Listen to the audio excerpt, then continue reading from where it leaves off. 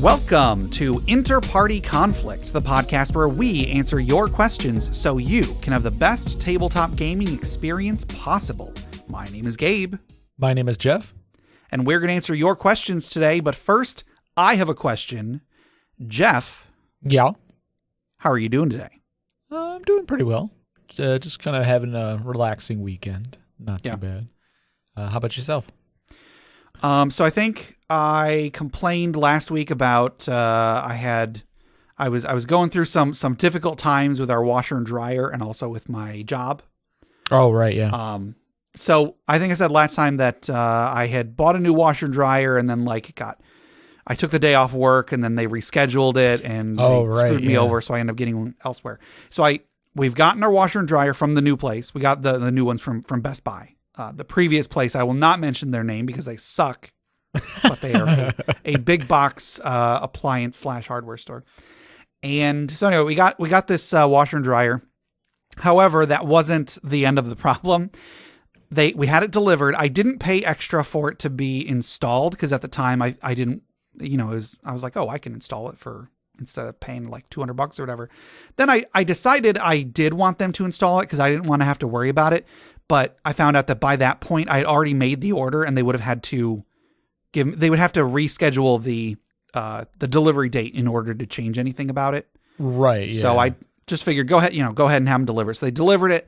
I went to go hook it up and I realized that it was not compatible with the gas line that we had. Oh. Also, when they delivered it, they informed me that the gas line that we did have was not up to code. Oh. So I called up our heating and cooling people, and the estimate they gave us was basically $1,000 in order to make the gas line up to code, just so that we could hook up the thing. Woof. And I mean, I could have probably bought an adapter and then tried to connect it myself. But with anything with gas, I've heard don't mess with it unless you're a licensed whatever, because so many things can go wrong. Right. Yeah. Even if you're confident and you know, even if you know what you're doing and you're confident, it still is just, I don't know. I wouldn't mess with it. Yeah. So anyway, there were some more shenanigans I won't get into, but it is now, everything's hooked up. We've got our washer, we've got our dryer. Last night we were able to see, here's the thing. We had a working washer, but we didn't have a working dryer, and I needed clothes. So we washed a few loads of clothes and then just hung them up to dry. But our towels, for example, we needed towels. Our towels are not friendly when they hang dry. All of our towels were super stiff, pointy. Sure. It was awful. But anyway, we made it through the week. Now we have a working washer and dryer. So last night we ran several loads of clothes, and they are now clean and comfortable. So, oh, good. Well, however, I'm still on my old job. That was another complaint I had. I was supposed to be moved to a new position 3 weeks ago at this point, 3 or 4 weeks ago. And I keep being told, oh, maybe on this day, maybe on this day. Right. So we'll see. Yeah. We'll see what happens. I'm gonna step up my complaining game if tomorrow comes around. Because the thing is, the whole reason that I wanted to change my job, because I love the job that I was working. I have no problem with the job itself. But if it continues with them pushing the date, I'm gonna be like, look, guys, I have a medical condition that makes this job painful for me. I have to move to a different job. Or I don't know, I'm going to have to take more drastic measures. Something has to be done about this. Right. If it was I broke my hand or something and I couldn't work the job, they would have moved me immediately, Right. Yeah. So I didn't want to have to do that, but I'm going to if after, 3 weeks of having it pushed back and pushed back and pushed back, something's got to be done. So I'm going to start bringing that up if I have to. Yeah. So anyway, it's frustrating because I love my job. I love working where I work. It's just when there is a problem and it's hard to get people moving their feet to actually do something. Right. Yeah, absolutely. So anyway, life sucks and then you die. You want to get into this episode, Jeff? Sure thing, bud. All right. So Jeff, I want you to imagine it's a nicer time. It's a more simple time. you're in the arcade, Jeff. Ooh. And, you've got the games all around you, the sights, the sounds. You've got there's the punch-out machine over there. You hear the Berserk machine is saying, coin detected in pocket or whatever. And you've got your quarter in your hand, and you're wandering around all starry-eyed at all these bright, shiny machines. And then you see one that you've never seen before. Ooh. You see it. It's way down at the end of the aisle. You see that up on top, it's got this big, foam dragon is sitting on top, and its eyes light up, and you can hear the roar of its flame breath. And as you walk up to the screen, you see the screen is showing this giant pile of gold and diamonds and rubies and all lights, shimmering off of them. And so you hold your quarter and you go to put it into the machine, and then you look up at the title screen. Do you know what the title screen says, Jeff? You know what this game is called? What is it called? This game is called The Dragon's Hoard.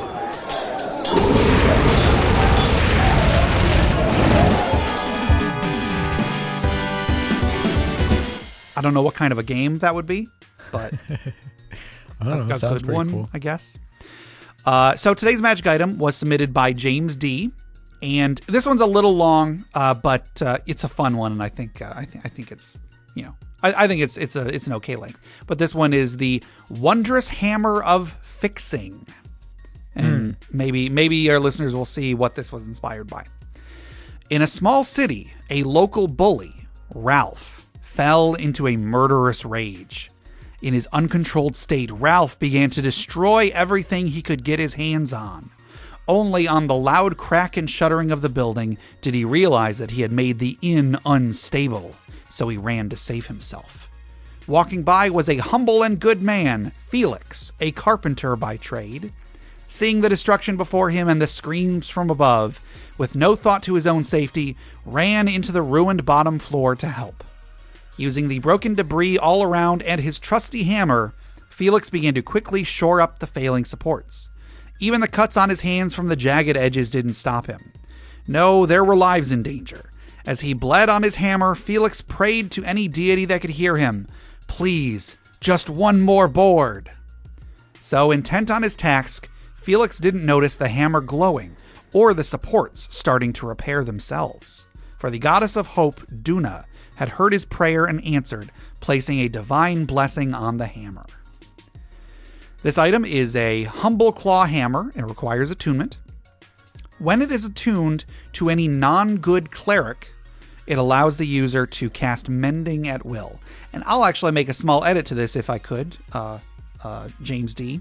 I'm going to say that anyone can attune to it, but if you are not a good cleric, this is what it does. The item itself makes it sound like you only get to do this if you're a cleric.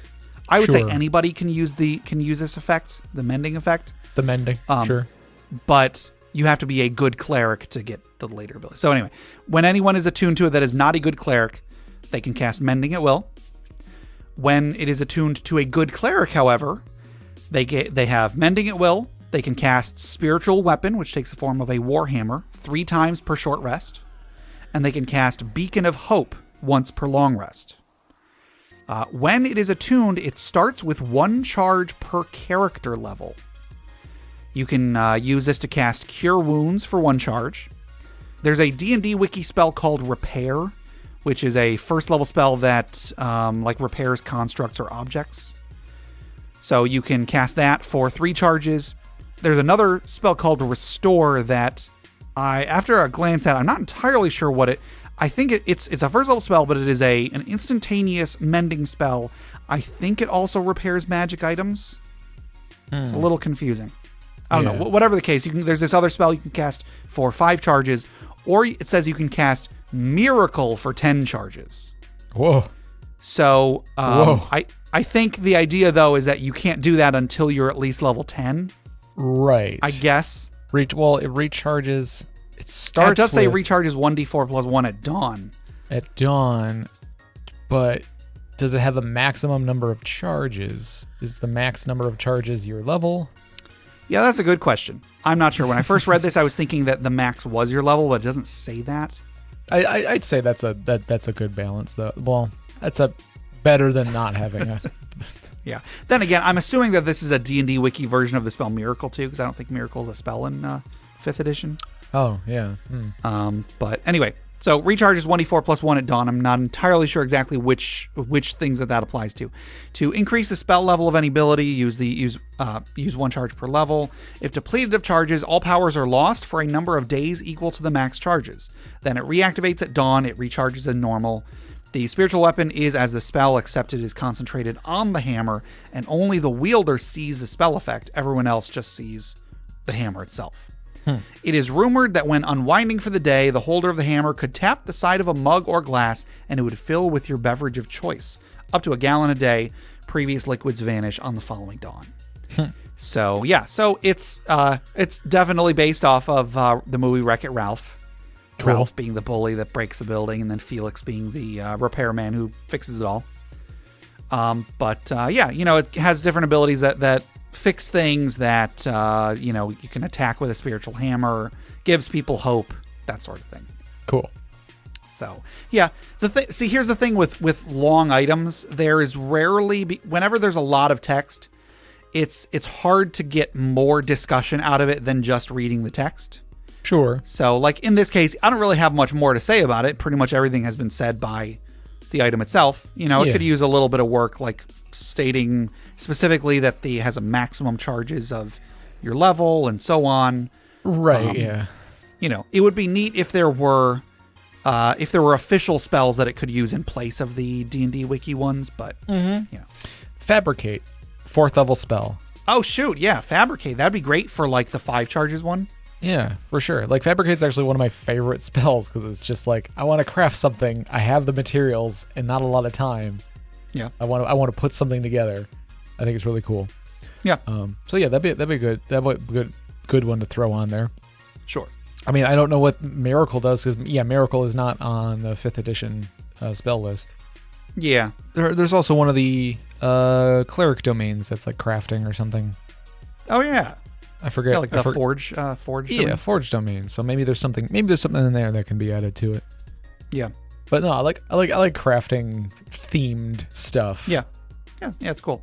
I'm thinking that maybe the Miracles is meant to be the 10th level cleric ability, Divine Intervention. Okay.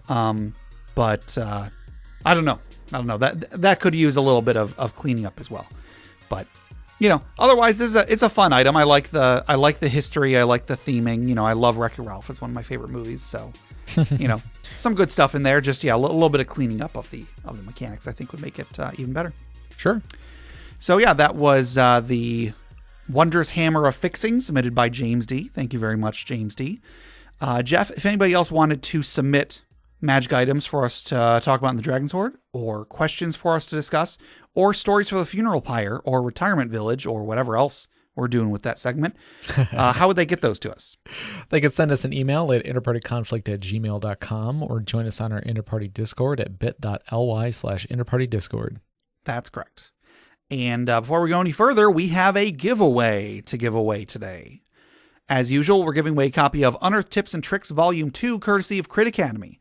Unearthed Tips and Tricks Volume 2 is a collection of 25 character concepts, encounter concepts, monster variants, magic items, player tips, and DM tips, all from the Crit Academy podcast. Tons and tons of content in there for players and DMs alike. So yeah, it's a great supplement. And Jeff, who is the winner of this great supplement today? Today's winner is Timothy K. Winner. Gobble, gobble, gobble. Yes. Congratulations, Timothy K. You should be getting that in your email pretty soon. If you haven't gotten it within the next few days, let us know, of course. And be sure to leave Crit Academy a review. If you leave them a review, the more reviews they have, the more attention they get. Also, the more they know to improve on in the future. So, yeah, thank you to Crit Academy. Congratulations to Timothy K.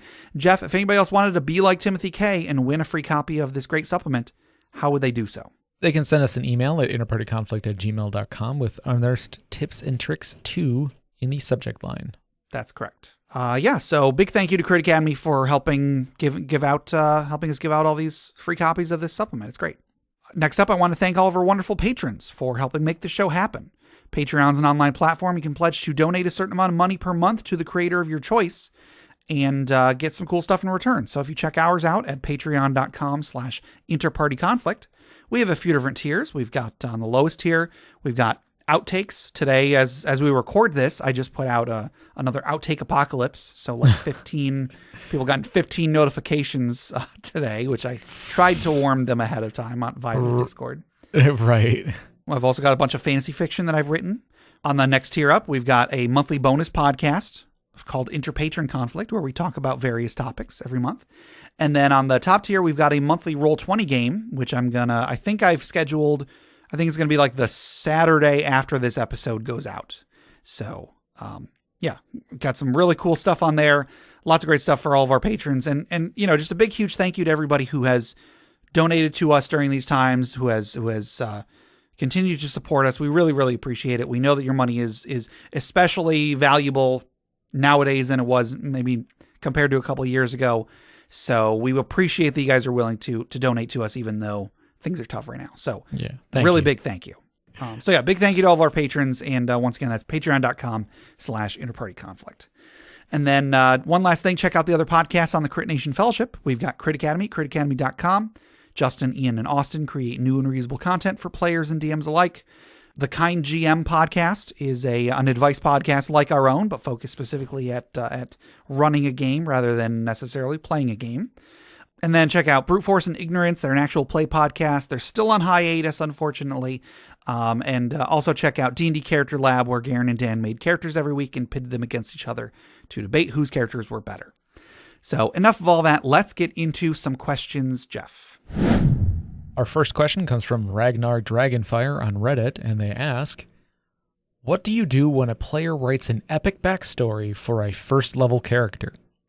Yeah, and small disclaimer, this particular Reddit user didn't specifically submit that question, but this is a topic that we've talked about on the podcast in the past, and I was in a Reddit discussion recently. This was Ragnar Dragonfire was one of the people that I was kind of going back and forth with a bit. And so the contentious topic was, is it okay basically to make a first level character who has an epic backstory?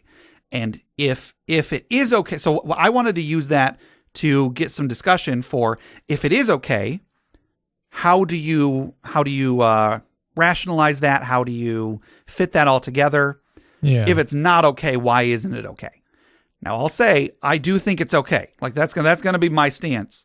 But, let's talk about some of the reasons why one person could think that it is okay. I have some examples of why people think it's not okay.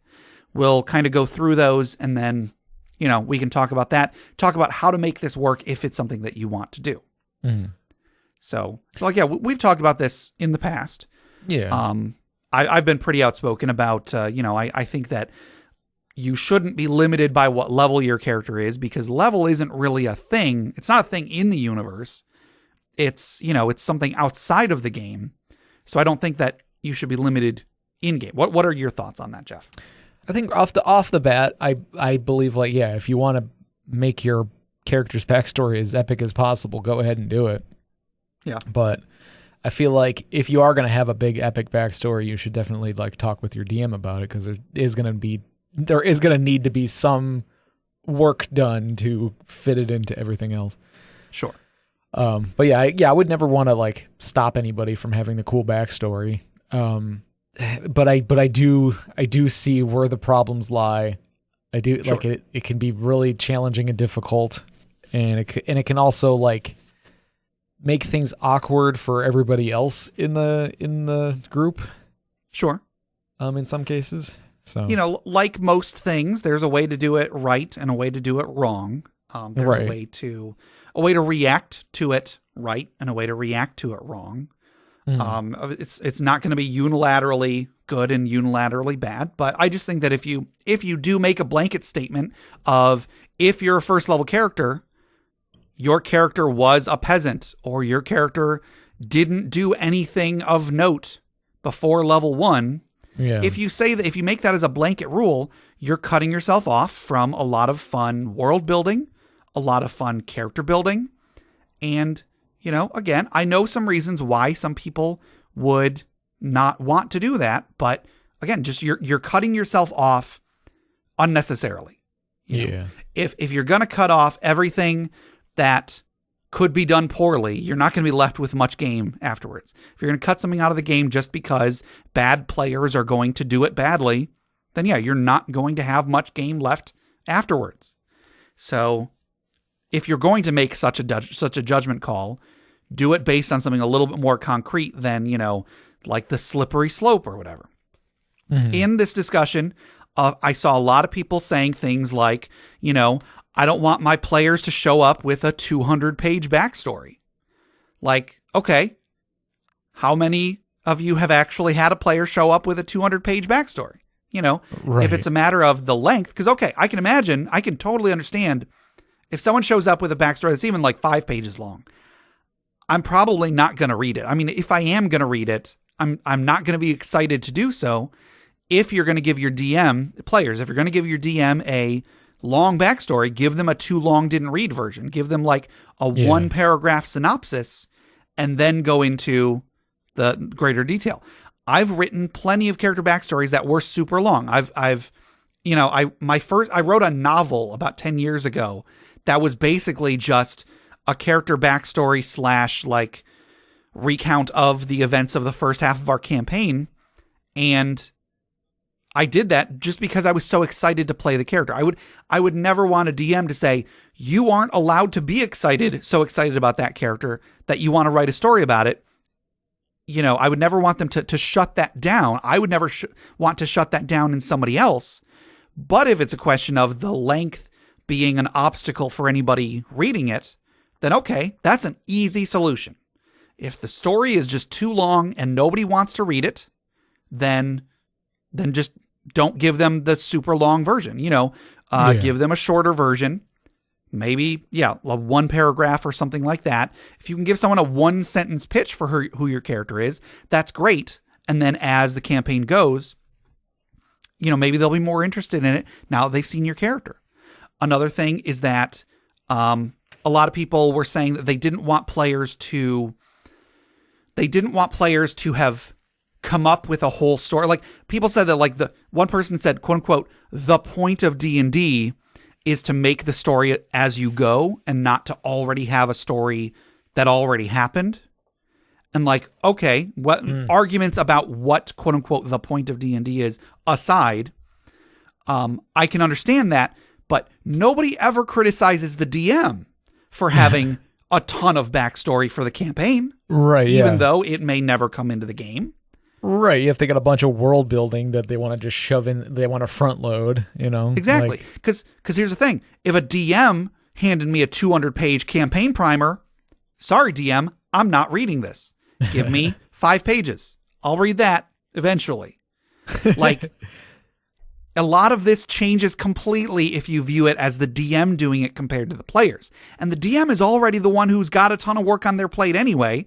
So, like, if a player wants to take the time and come up with how their character got to be where they are, and I'm not even talking about whether the events of their backstory are epic or not. Just if a player is excited and they want to write a story about their character, let them. Don't ever tell your players stop being excited about this game. Right, yeah. So many DMs would kill to have players who would write 1 page about their character. If you don't want to read the 200-page backstory that I'm sure nobody ever actually gave you, then don't read it. But don't blame someone for being so excited that they are willing to do so. Right. So yeah, if their backstory is too long, ask for a 1-paragraph pitch or something. Right. So another thing, a big part of this is whether the events of their backstory are quote unquote suitable for a first level character. If a first level character has a backstory of, oh yeah, I used to be like a champion prize fighter or something, or I used to be a general in the army, I used to be an archmage, I used to be a king, so on and so on and so on. I used to be a dragon slayer. Exactly. A lot of people would say, no, you're only first level. You can't be a dragon slayer. And actually, dragon slayer, I think, was the example that Ragnar Dragonfire used as like the example of an unrealistic backstory. And so that's actually one that I will be addressing. So I've said before, I'll say it again. Level is a game construct and does not exist in the game, in universe, unless the DM wants it to. Your character doesn't know what level they are. Your character does not know what CR a monster is. You can say to someone, there's no way you killed a dragon. You cannot say, you aren't high enough level to have killed a dragon. I'm talking about in-universe. A peasant in the village is not going to say, you're only level 1, you couldn't have killed a dragon. Right. They might say, oh, a dragon's a giant monster, would have swallowed you in one bite or something. Yeah, they might not believe them, still, but exactly. It's not a limitation of their level. It's just that peasant just doesn't think that of them. Right. Now, the one little exception that I will get out of the way is hard to reconcile, and that's like specifically spell slots. I guess high-level class abilities. Certain abilities exist in the fiction, like 9th level spells are a thing in the fiction. They are a thing that first level characters don't have. Yeah. A person with the adequate knowledge of magic could say time stop. No, your character could not cast time stop. You aren't a high enough, level of wizard in universe, level of wizard to have cast time stop. I think that for various reasons, I think that's a bit of an unrealistic discussion to be occurring in universe, but that is a thing that is hard to reconcile. And if that's part of the crux of the argument, okay, maybe you can tell your player you can't do that because specifically spell levels are a thing in universe. However, aside from spell levels, there isn't anything that a character gets at higher level that is like quantifiably different than what you can do at lower level. Like, okay, sure, if you're a monk, you've got more abilities, you've got more key things or whatever, but if you are doing a good job of maintaining the fiction, everything can be justified by its magic or its, everything is equally impressive to the average commoner. Right, yeah. The example I've used a lot before is Gandalf. Gandalf in Lord of the Rings only ever cast what we know as like second level spells, basically because a few of the lower level spells were based specifically off of things that Gandalf did in Tolkien's writing. Sure. So if the highest level spell that Gandalf cast was second level, you can point at Gandalf and be like, so was he only a 3rd or 4th level wizard? Now, I brought this up in this Reddit discussion I have in the past. People always come back, and this is a great example for this, because people always come back with, no, Gandalf was a demigod. Gandalf was like this celestial being that could do this and this and this. And my response is, yeah, he did that in his backstory. Right. In the fiction, in the story of Lord of the Rings, Gandalf does very little that would be game mechanics. Like people say, oh, he was a DMPC, coming and going and so on, and all the things he did were mysterious or whatever. But like, there is nothing, literally nothing, stopping someone from making a 4th level wizard, doing all of the actions that Gandalf did in Lord of the Rings, and then having all of Gandalf's backstory as their backstory too. People always have this knee-jerk reaction of, no, you can't do that. He was clearly something way bigger and better. And my response is, so can your characters be. You could be an Aasimar, which is basically a celestial being. I mean, I don't know exactly what type of celestial being Gandalf was. I don't know that much about the lore. But you could have the same backstory as Gandalf and then play as a 4th level character, and then there would be no quantifiable difference between your character and Gandalf's character if you looked at what they did side by side. Like, there's a part that Gandalf, fights the Balrog or whatever. That basically happens off screen, unless I'm mistaken, in the books. I mean, in the movie, you see like a scene of it or whatever. But like, there are so many ways to rationalize that within the game mechanics as him being a low-level character. Nothing in the game mechanics is going to conflict with Gandalf being a mid to low-level PC. In the same way, you can make characters that have a cool backstory, and it's okay. Like I said, like, I don't want my players to have a 200-page backstory. Like, again, Gandalf has way more than 200 pages of backstory. He has, if I'm not mistaken, I could be wrong, but I think the Silmarillion is entirely Gandalf's backstory. There are so many 100 pages of backstory for Gandalf, and nobody bats an eye. I mean, you might not read it. You don't need to read it in order to read Lord of the Rings. The Hobbit is itself a backstory for an item that exists in the Lord of the Rings. Mm-hmm. So many people are so against this thing that when viewed by something they're already familiar, when they view it in the context of something they're already familiar with and that they already like, they're perfectly fine with it. Sure. So it's crazy to me that people are so resistant to a player creating such a thing when, these sort of things already exist in popular fiction. Like, all popular fiction, even the ones that are based on D&D, operate outside of level. I've read books that are based on D&D campaigns. I've read some of the Dragonlance books. I've read a couple of the Forgotten Realms books and a couple of the Eberron books. And like, guess what, guys? Fights in those books don't consist of he attacks and misses. He attacks and does, a portion of his enemy's life force. He attacks again.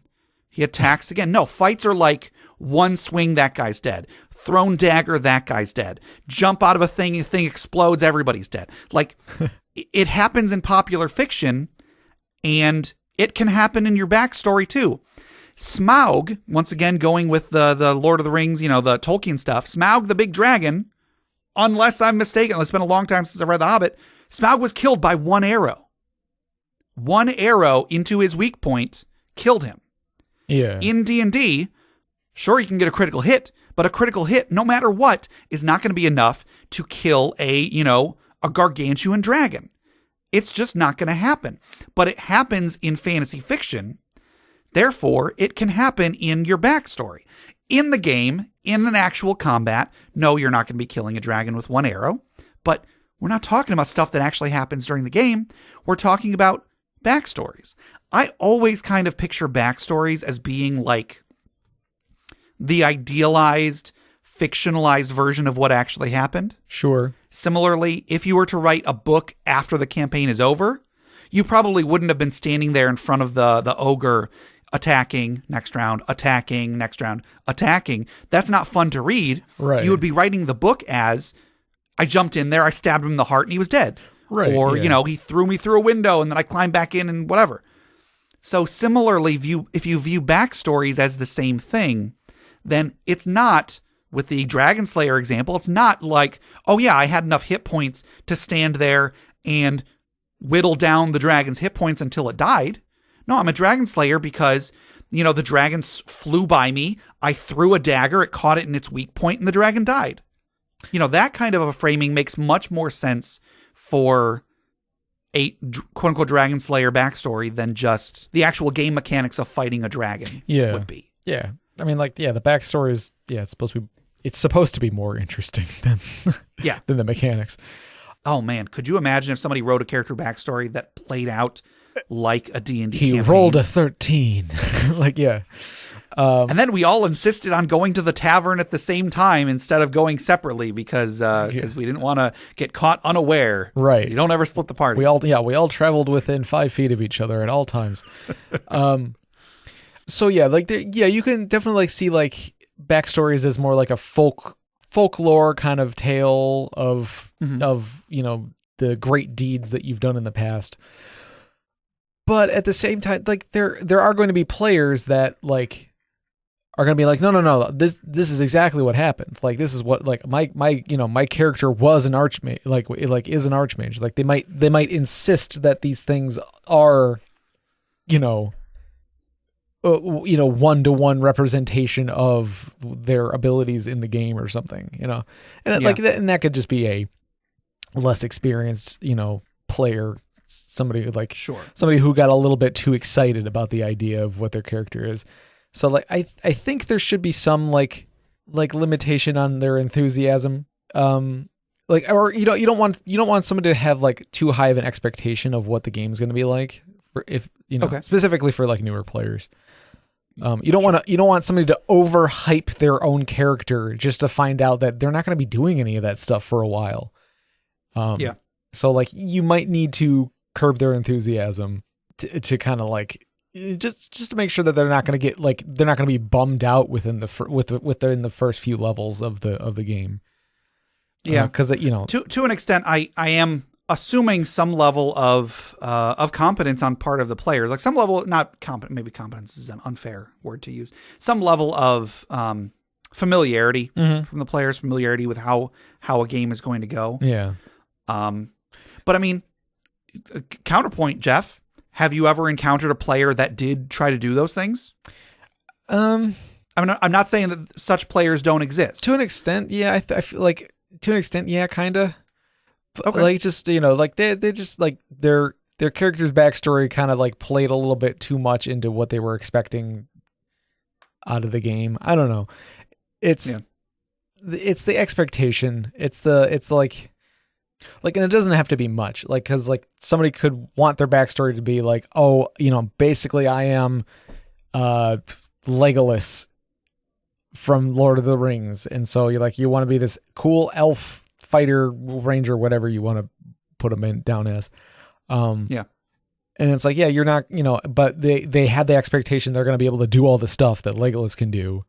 And it's like, well, like it's not within that's maybe something that your character will be able to do later on, but not right now. Yeah.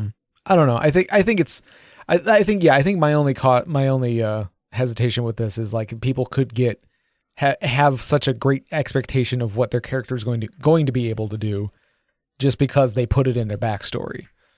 But I think when you're talking about like people who are more experienced and don't have like that, that aren't going to have that expectation, but still want to have a cool epic backstory. Sure. Yeah, it's tough because like it is one of those things you really got to work with your DM, and you have to be willing to make concessions and like okay, you're a dragon slayer, you slayed a dragon, but either it was a sickly dragon, like maybe it was a sickly dragon, or maybe you had help of several other people that died and you were the only one left.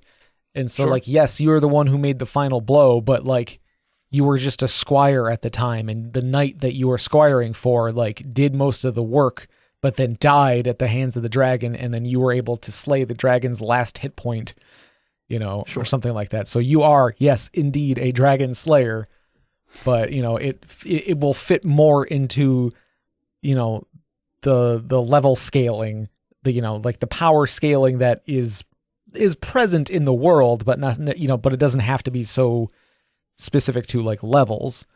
See, I feel like I definitely think that nobody's backstory should be completely immutable from the moment the player puts pen to paper until, whenever. Like any backstory, the DM should be worked with the DM to make it fit the world, whether it is based on epic feats or just based on, oh, I'm from this town, and the DM be like, oh, can you be from this town instead?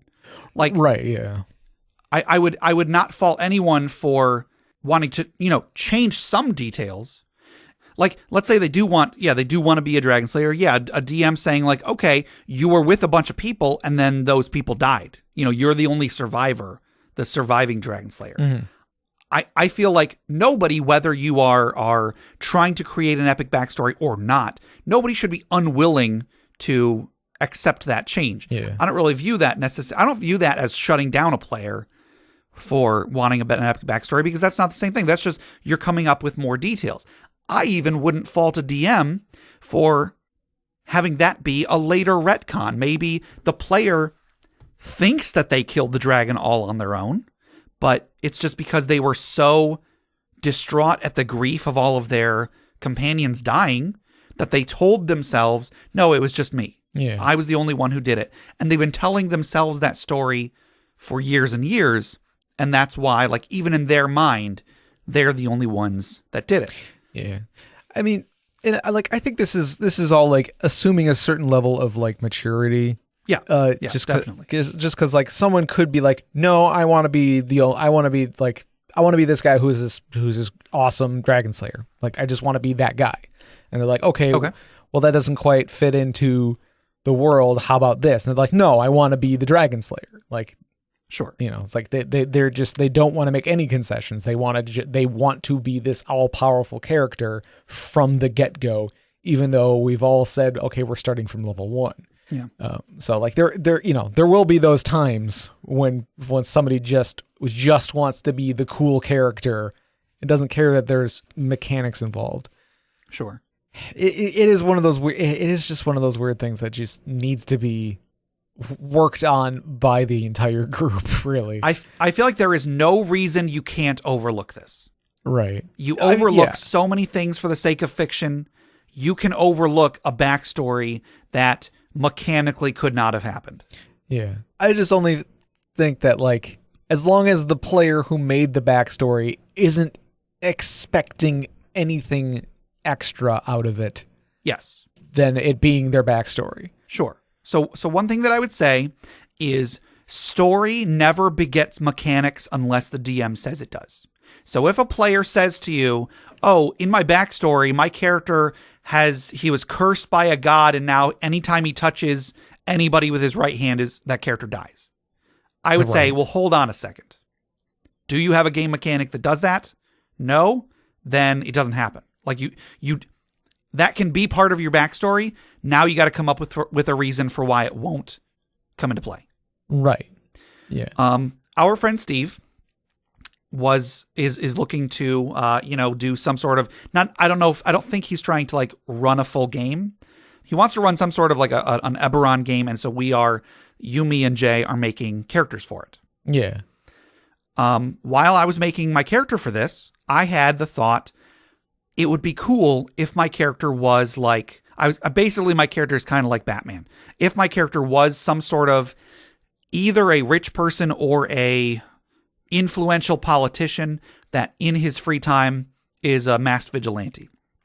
Mm-hmm. But I understood before I even suggested it to him, I understood now we have to come up with reasons for why I won't be solving all of my problems through money or political power. I understood that.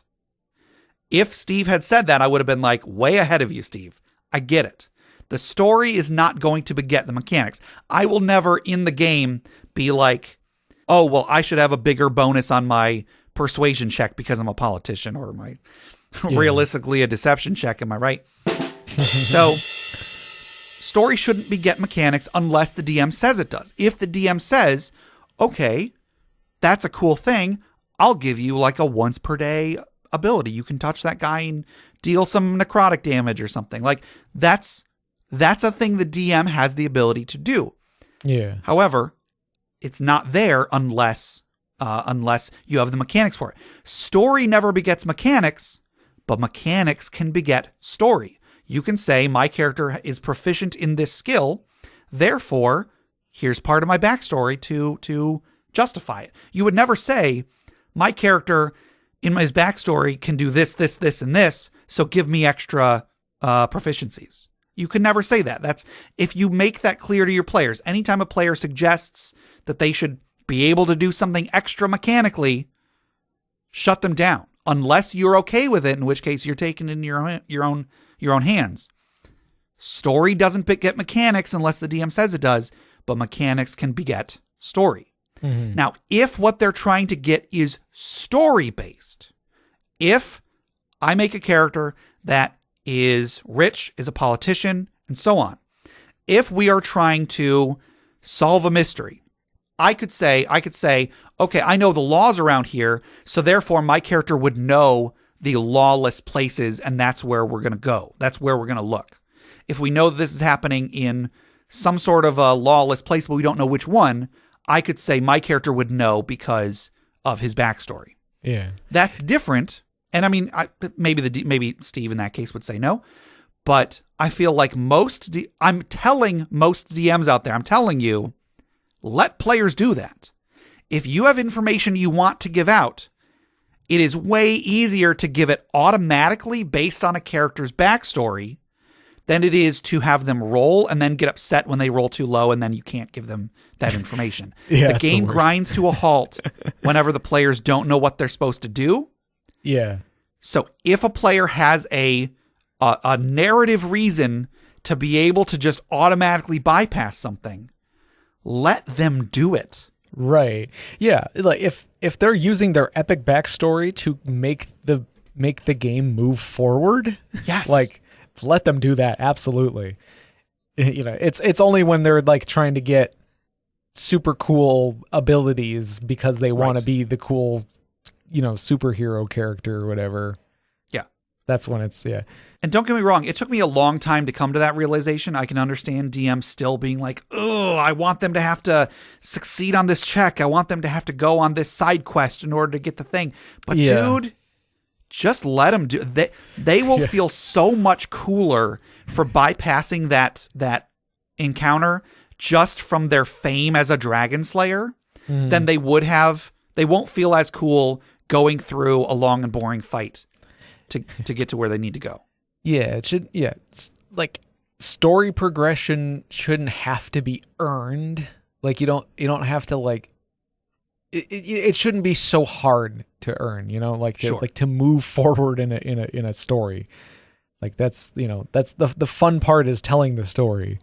Yeah. So it shouldn't be it shouldn't be too much work to move forward. So if they have a way to do it, let them do it. Thinking about this when I create. At least nowadays, when I create backstories for my characters, I've already got the mechanics of my character figured out. Yeah. Like I already know where they're going to be at what level, what they're going to be like at what level. So like I already know where my character's starting point is. So then I build my backstory backwards. Like I go from, level 1, like I build my character all the way to level 20 mechanics wise. Cause I like to have an idea of where I'm going with my build. Yeah. But then when it comes to the backstories, I go, okay, I know what I'm going to be at level 20. Let me look at myself at level 1 and go, okay, how did I get to that point? And then I go from there. And I think that comes from knowing the mechanics, knowing the game really well, like having made a bunch of characters where I'm never going to question what I'm going to be able, like what my character is capable of. Mm-hmm. Because I know the rules and the mechanics. So like when I go to build the backstory, it's not going to like, I can make it really epic, but I'm still going to make it within, the scope of my character's abilities. Yeah. So I think again, it is a lot of, experience and maturity, of the person making the backstory that is going to, that it's going to make it a problem or not. Sure. I feel like maybe this is painting with a wide brush and maybe that's unfair, but I feel like most of the time when a player tries to argue that their backstory should give them some sort of a mechanical ability or whatever, they know it's not allowed. They are trying to push the boundaries and see what they can get out of you. Right, yeah. That may not be fair to say of everybody, but right.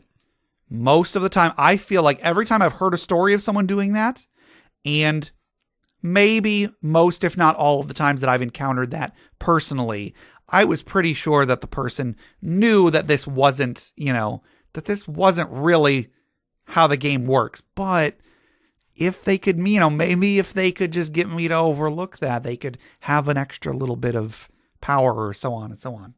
Yeah. It's like if you do have if you come up with a really cool idea and you're like, oh, that does sound like a really fun idea. Let me bring it up to the DM and see if this is cool. Like, can we maybe work something out here? Sure. And they might go, yeah, that is a cool idea. We'll figure something out. Maybe we'll give you a little like an extra cantrip that does something like that, or or whatever. And in that case, the DM can go and it can go like, okay, well, if I'm going to give this person a little extra power, maybe I can see if any of the other players like have a cool idea that they were kind of on the fence that they weren't sure would be okay. I don't know. Sure. It's like if you're gonna let somebody get a little extra boost, you might as well ask the other players like anything you got in mind that could help level the playing field a little bit. Yeah. I mean, like if you're going to give something to one person, give it to others, say, hey, what's something from everybody's backstory that I can give you some sort of a cool, unique ability from? Sure. Yeah. And if you can turn it into an opportunity to make the players feel cooler, everyone is going to benefit from that. Now, one thing that I believe it was one thing that Ragnar Dragonfire said was, if your backstory is more cool or epic than the campaign you're about to embark on, why would your character even bother joining the party? After all, and this is the example they gave, after all, if you're an accomplished dragon slayer, fighting some goblins should be beneath you. Now, my response to that was like, in the real world, there are so many celebrities, so many rich people that through various circumstances end up down in the dumps, end up working beneath themselves, quote unquote, beneath themselves. Right. To get by. To say, yeah, I used to be a dragon slayer only puts food on the table for so long. Right. I mean, how many times have you seen that commercial where a used to be A-list actor is now in a commercial for, I don't know, like some car or something. I don't know. Sure. No, exactly. Perfect. You're just like, oh man, work's not so good right now, huh? Exactly. I feel like while this was meant as an example of why you shouldn't do this, I'm like, I want to play that character. I used to be a dragon slayer, so now what happened to me that I have to take? The only quests that I can go on are to fight freaking goblins. Yeah. I have to kill rats in a basement. That's how low I have sunk. Yeah, like maybe your character's getting old, or maybe they've taken to drinking or something. Or, sure.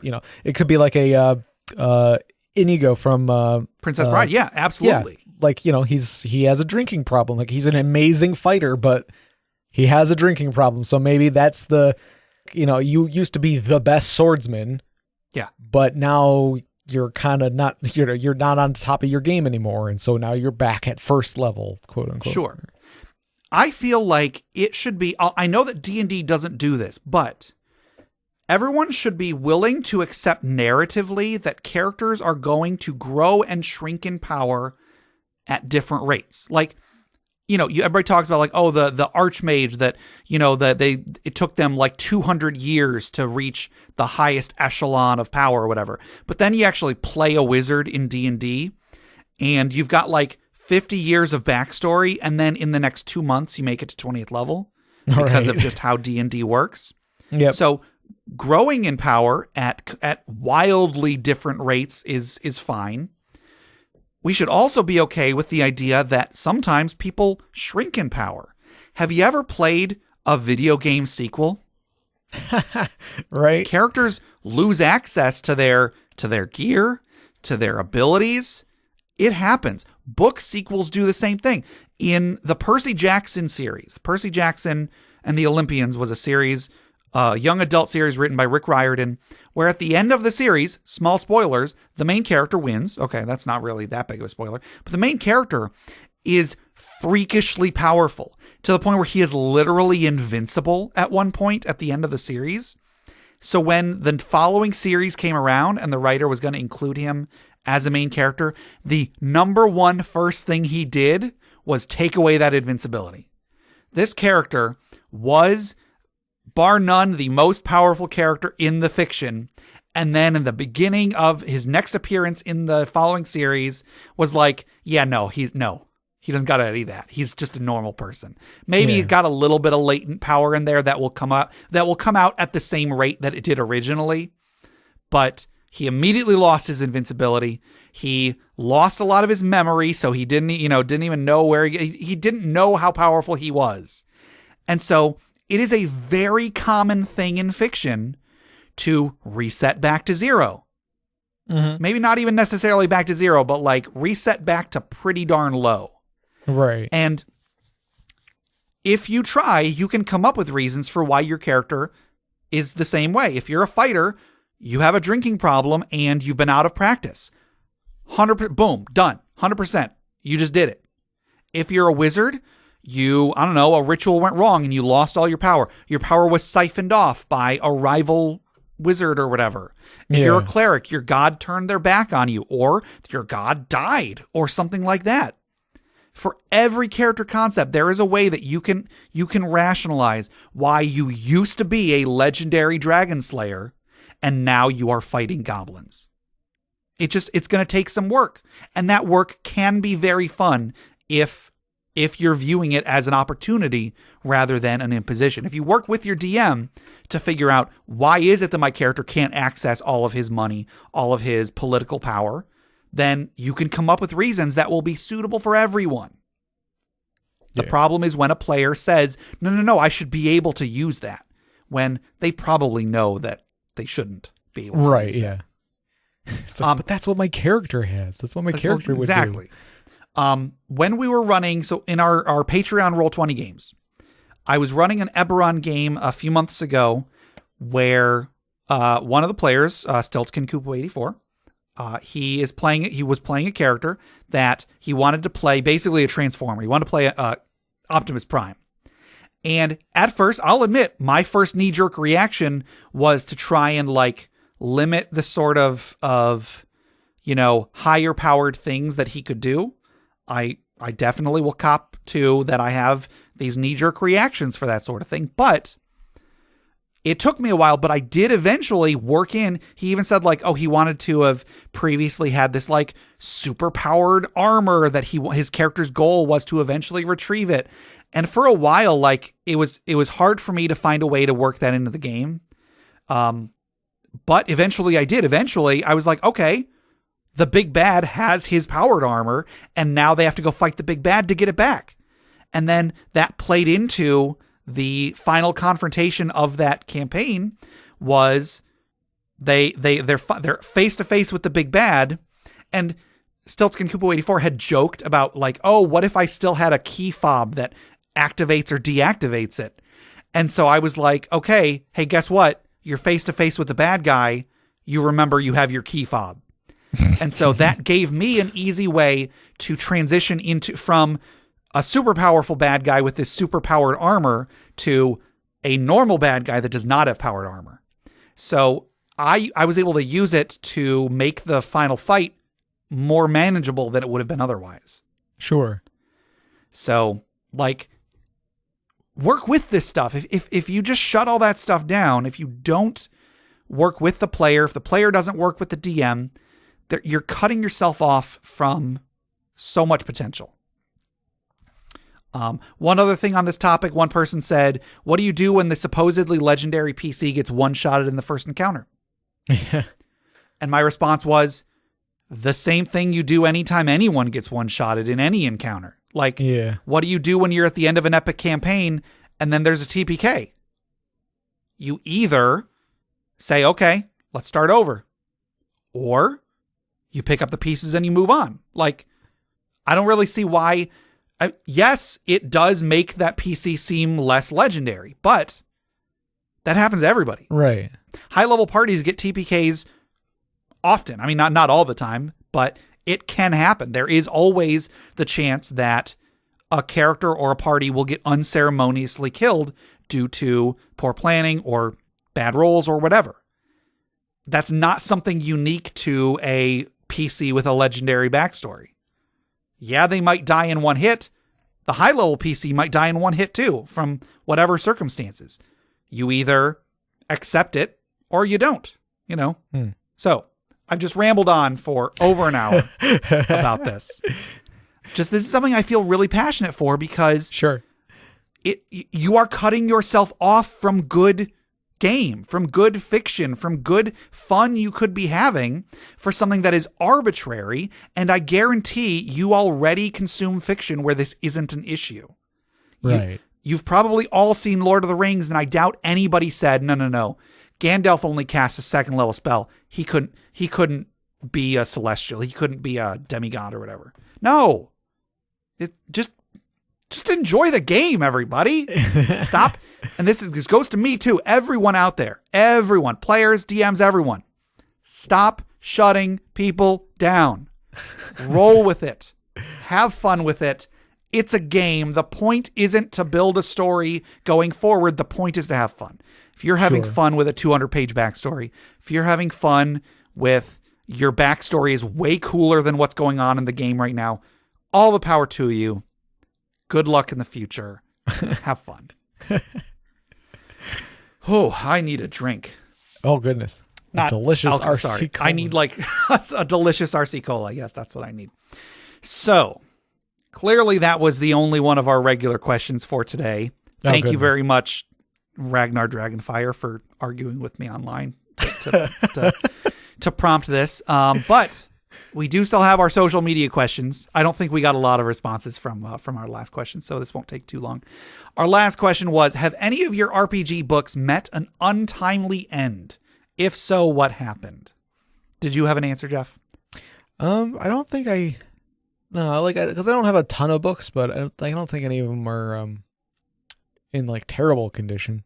Sure. I think maybe some of the binding's a little loose, but I think what actually prompted me to come up with this question in the first place, I remember many, many years ago when I first started playing with Chris. Dang. And also his girlfriend at the time, Melissa. There was one time they showed up to the game and they explained that I think like their player's handbook and DMG had been destroyed. The reason being they were in a car accident and like they were destroyed in the crash. But the way that Melissa described it, I thought was hilarious. I still remember it to this day. She said, we were driving along, and as fate had it, 2 of us were destined to go in that crash. I'm glad it was them and not us. Sure. I just thought that was great. So that's happened with them. I put the picture that I put for this question was some of the binding on my books being chewed off by a particular rabbit. So we got a couple of responses on Facebook. Ela M says, my grandmother made cloth covers that were custom fit to all the books and literally made enough for every player in the family to suit up a whole set of core books. Granny even made extras in case we wanted to get the supplemental books. She didn't play D&D. She just wanted us to have nice toys. My 3.5 Player's Handbook is still in mint condition and still enrobed in its gold cloth book cover. Nice. That's an awesome granny. Right there. Yeah. Good job. Good job, Granny. Sean M says, it's not an end, but this time last year, I got Ghosts of Saltmarsh for my birthday. My puppy was 5 months old and teething. Oh, yep. It went that well. Yeah. Pouring out for the for the lost friends. Oh, but the puppy. Over on Reddit, Brandondorf. I haven't heard from Brandondorf in a very, very long time. Yeah. Brandondorf says, this must have been sometime between 2014 and 2016. I was brand new to D&D at the time and was also a young college student, aka very broke. So buying my very own brand new 5th edition Player's Handbook was quite the milestone for me. I took it pretty much wherever I went in my high school backpack to look over and read if I ever had time between classes and work. One day, I went on a hike with my friend and our dogs. I had just gotten out of class, so my backpack with my Player's Handbook, along with a laptop, textbooks, and countless notes, sat in the backseat of my car. I'm sure you know where this is going. We parked at the start of the trail and had a fun time, only for any and all good feelings to be shattered just like the back windows of my and my friend's cars. They had been broken into and our things had been stolen. My friend lost his laptop as well. Police were called, and of course, nothing was recovered. It was a truly unfortunate time in my life, especially since paying for the window repair was quite the chunk out of my bank account. I also forgot to mention that it was finals week, so all of my schoolwork and a good number of textbooks had been nicked. Ugh. Fortunately, I had a great statistics professor who felt for me and happened to be retiring that year. She gave me her instructor's edition of the textbook and gave me extra time to study. Also, I have great friends who pitched in for a brand new Player's Handbook for me. So I guess everything turned out all right. Cool. There you go. It's why you got to trap your books, everybody. Wizards know what they're doing. They trap their spell books, just like you should trap your Player's Handbooks. Right. Alistar the Minotaur says, I've been pretty lucky, thankfully. While some of my books were definitely well used, none have been destroyed. That being said, I only have the Player's Handbook from 3.5, even though I owned all of the complete guides. Complete Divine, Complete Arcane, etc., and a number of other related books. I let a friend borrow them, who let a friend borrow them, and let a friend borrow, and eventually they just disappeared into the ether. I feel you. That's definitely a thing that happens. Yeah, for sure. On Twitter, Big Little Weasel says, I've sold some of my player's guides if the money was good. The shame still lives in me. Everyone else had one or knew the rules. Yeah. I understand selling them. I also understand feeling shame from that. Yeah. Just got a few on Discord. Stiltskin84 says, I've never had to retire a book yet, but I have spilled lactose-free milk on a couple of the pages, which stuck together when they dried, despite my having toweled them off. Never eat cereal or maybe any food over an open D&D manual. Right. Yeah, that's true. The Beverage Tea, looking at the picture of my books with the chewed binding, says, that picture is far sadder than any of the Funeral Pyre submissions so far. Books are the genesis of heroes, so books are greater than heroes. Yeah. Collins B says, can't recall the title, but one of the early RPG books I purchased had an extremely untimely end. I had just purchased it from Barnes & Noble and had driven to a dentist appointment. I made the fatal mistake of leaving the book resting on the dashboard of my car. It sat in the sun the entire time I was in there, and when I returned to the car, the binding had melted, and the book was just loose pages and the cover. I am now eternally paranoid whenever I buy something that it is placed in a protected spot in the car so that traumatic experience won't happen again. Certainly part of the reason I almost exclusively use D&D Beyond now. Yeah, there you go. Yeah. Always got to take care of leaving stuff in the car. Yeah. Peace Roy Pancake says, dude, these things cost me 50 euros a piece. They look as if they've never been used except a few sticky notes. I can find stuff more easily.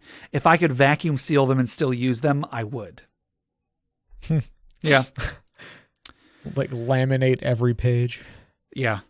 So that was our responses. Thank you very much, everybody who wrote in. So that was our last social media question. Our next one, and this is one of those like fairly open-ended ones. Design a magic ritual. What does it require and what does it do? And this was sort of submitted by a listener, Black Magus 2651, emailed me with kind of like just a description of a ritual. I'm not sure if it was for one of the segments of the show, but it gave me the idea. I mean, what if we did? What if people designed rituals? So yeah. Right, yeah. What does it do and what do you have to do in order to perform it? This makes me think of in World of Warcraft.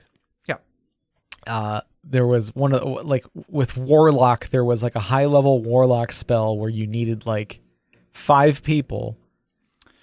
And you would channel this spell, and one random person in that group would die, but you would summon a really powerful summon a demon. Doom Guard. Yeah, and then you could then enslave that demon and then fight with it. Yes. Oh man. And it was like I've never done this, and like I've played Warcraft over the years, and I've played Warlock was one of my main characters that I played, so like it's just one of those things that you always just heard about but never did. And like, I don't know, it was just like a really cool idea. It's like, oh, one of us is going to die, but we get this powerful demon to fight with us. And what you got to do is you got to use that in the middle of like a low level settlement and then don't enslave it. Right. Oops. and like over the years, as they like updated the game and stuff, like they got rid of that. And then, but they brought the Doom Guard, the Doom Guard back, but as just like a 10-minute. Yeah, you just summon it, but it's like a 10-minute cooldown, and then it's only up there for like 12. It only stays around for 12 seconds and does a bunch of damage and then leaves. But I feel like they've brought it back or something. I can't remember. I feel like there is something where they brought something similar back to Warlock recently. I can't remember. But yeah, I like stuff like that where it's like you got to get a bunch of casters together and summon a giant demon that may or may not help you. Who knows? Yeah. So yeah, I don't have a good answer. I will try to come up with something good between now and when we get listener submissions for this.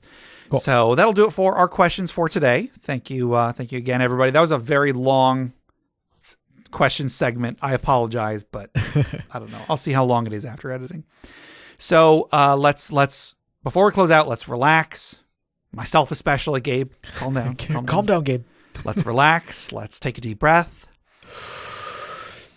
Let's remember those who have come before us, who have given their lives so that we may have a better world to live in. If it was in your backstory, it doesn't count apparently. As we toss another log onto the funeral pyre.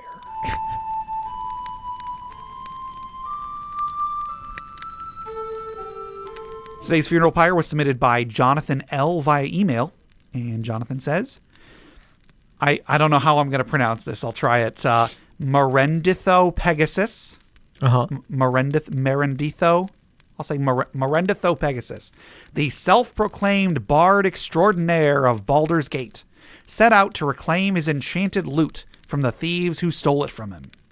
After weeks of unexpected events, he found himself in an adventuring party hiding amongst the ranks of a large dragon cult they were trying to thwart. However, after finding his loot and being knocked unconscious by a single hit from a greater demon, Marin decided it was time to return home and bid his party farewell. One new character and 10 plus sessions later, and then in parentheses, Jonathan said, I'm now a Warforged totem barbarian named B345T, or Beast. The party continues to stalk the cult. One night, a war party returned back from Baldur's Gate with hooded prisoners in tow. The cult leader congregated his followers and flaunted the prisoners, saying he would make an example of these final survivors. He pulled back the prisoners' hoods, revealing one of them to be none other than Merenditho Pegasus.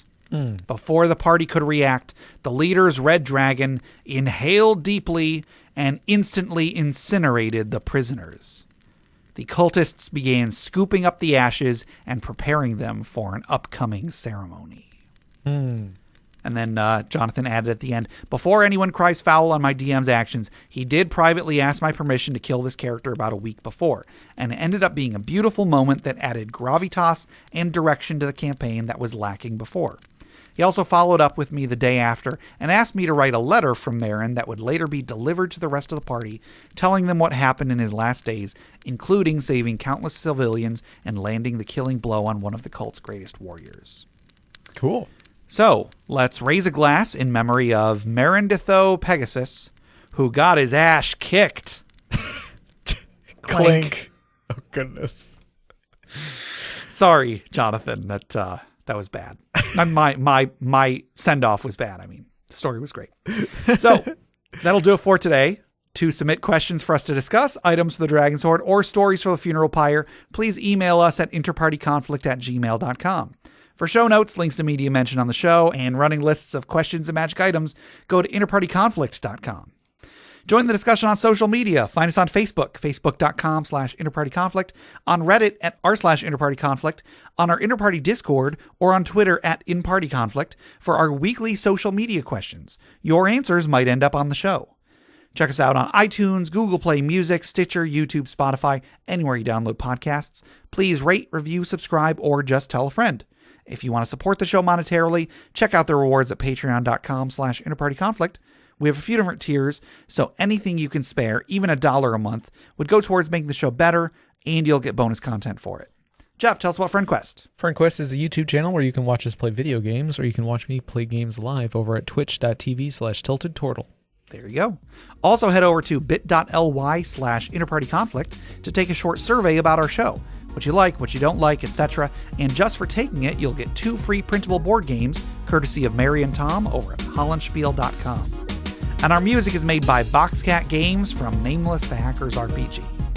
So, Jeff, until next time. Gabe, you should know the outro. It was in page 134 of my backstory.